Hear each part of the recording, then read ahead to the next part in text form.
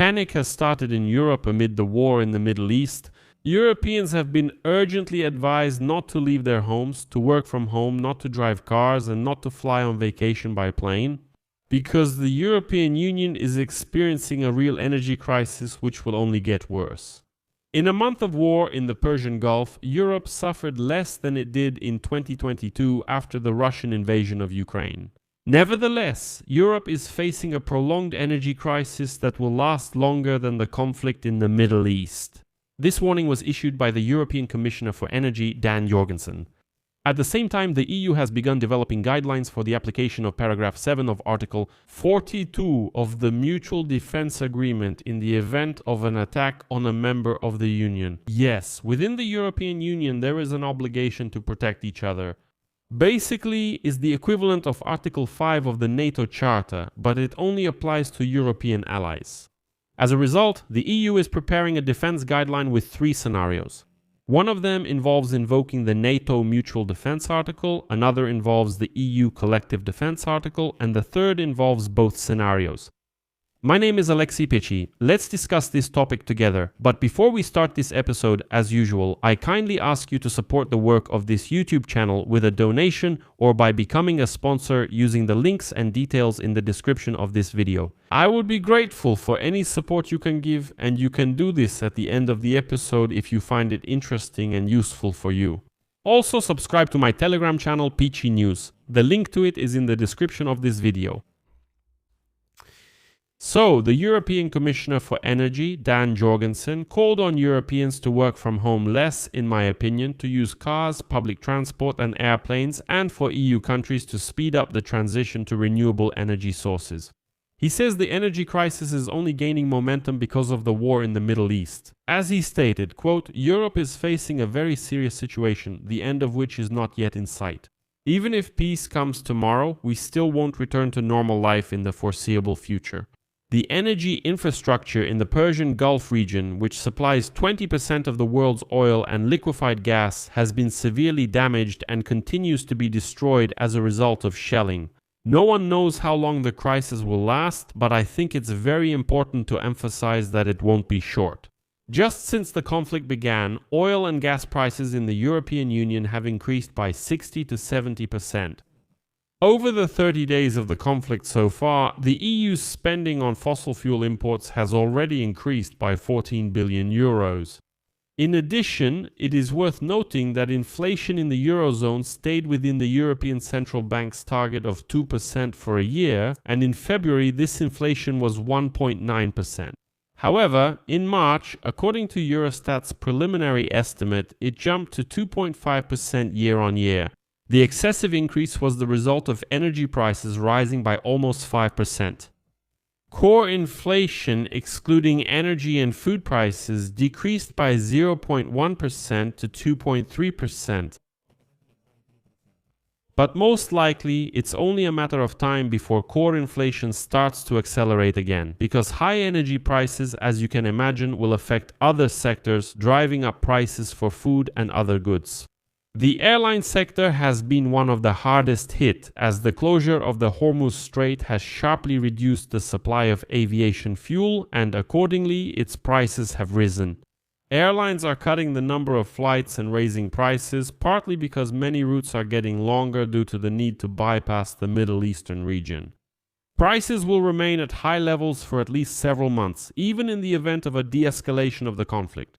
That's why Jorgensen says, quote, the more energy sources we can produce to save oil, especially diesel fuel and aviation fuel, the better it will be for us in the future. It's time to finally turn things around and truly become energy independent.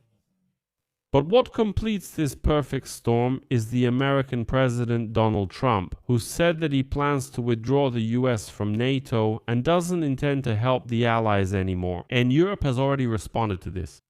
The European Union has started developing guidelines for applying Article 42, Paragraph 7 of the Mutual Defense Agreement in case a member of the European Union is attacked.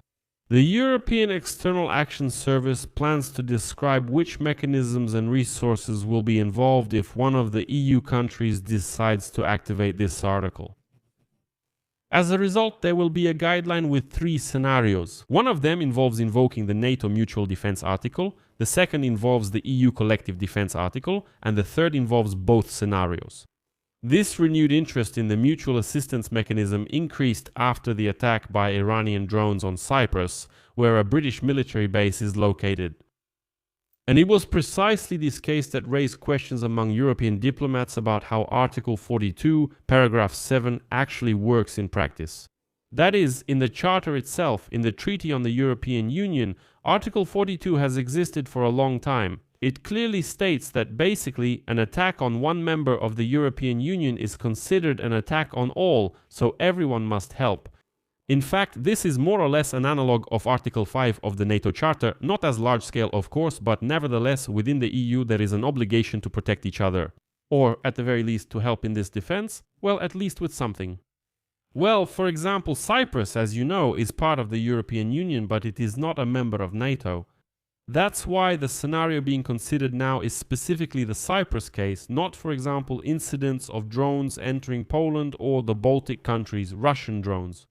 That's because these countries are members of NATO and NATO mechanisms are discussed there. But Cyprus, it's kind of a member of the EU, but it's not part of NATO. That's why the president of Cyprus, Nikos Christodoulides, stated 2 weeks ago that he wants to put the issue of the practical application of Article 42, paragraph 7 on the agenda of the European Union Leaders Summit. This article obliges EU countries to provide assistance to a member state that is under threat, but it leaves the countries the choice of the forms and scope of such assistance. Since its adoption, the mechanism has only been applied once. In 2015, France activated it after the terrorist attacks. At that time, EU countries provided Paris with logistical and intelligence support. And as I already mentioned, the renewed interest in the article on mutual defense within the European Union comes against the backdrop of regular statements by US President Donald Trump, which cast doubt on the reliability of NATO and its Article 5 on mutual defense.